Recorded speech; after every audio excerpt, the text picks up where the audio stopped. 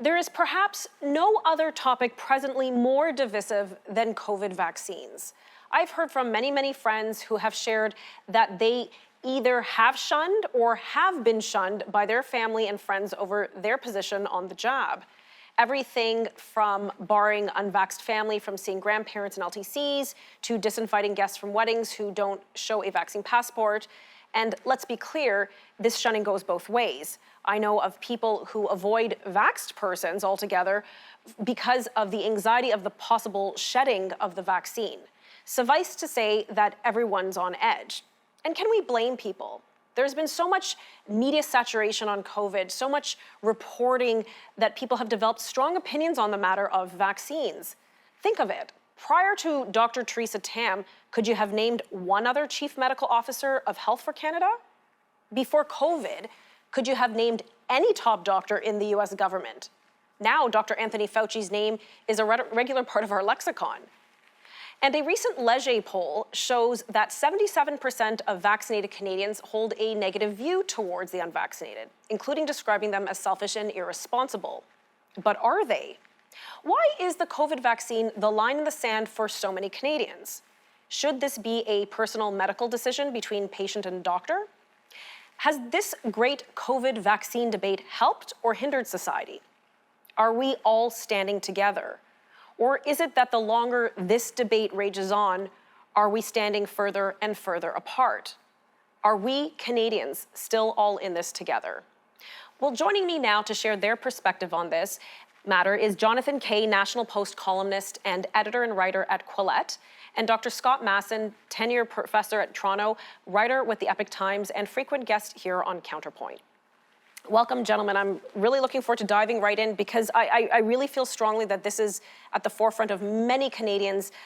We saw this in the election, and now as we've exited the election, this is still really pressing on their minds. So perhaps I'll start with you, Jonathan. You wrote a well-written piece titled in the National Post titled "Anti-Vaxxer Conspiracy Theories Aren't Just Killing People, They're Tearing Society Apart."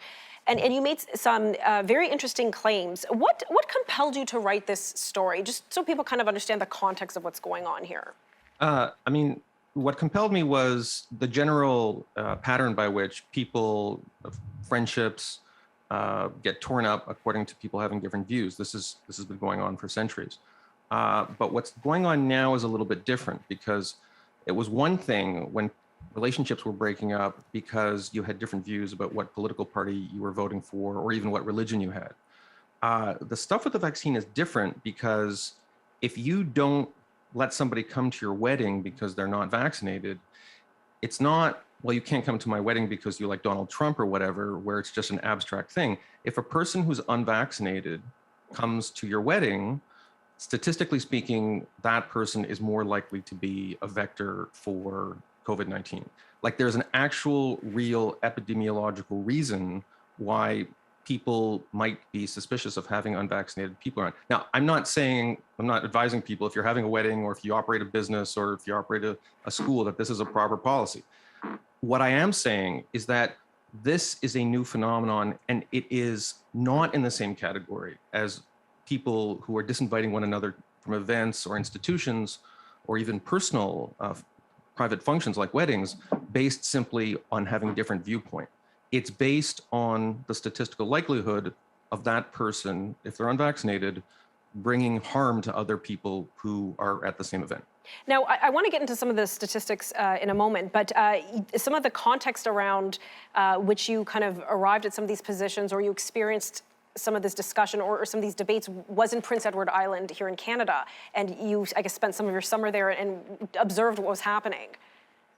Yeah, well, that was kind of, if some people read the article, they'll see that I contrasted that to Tennessee because it so happened that I spent a week in Tennessee prior to going to PEI.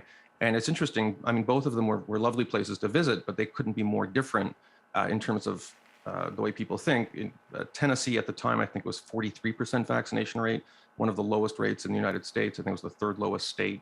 I think the lowest was North Dakota. And PEI, at least at the time, maybe still has the highest vaccination rate of any jurisdiction in North America. Even at the time, it was over 80%, and now it's For all I know, it's 85 or 90%. Okay, And I've got to cut to commercial. Sorry, just for a moment. We're going to cut to commercial, but when we come back, I'll let you finish your thought there because I think it's important for Canadians to see how things are maybe different than our southern counterparts. We'll be right back.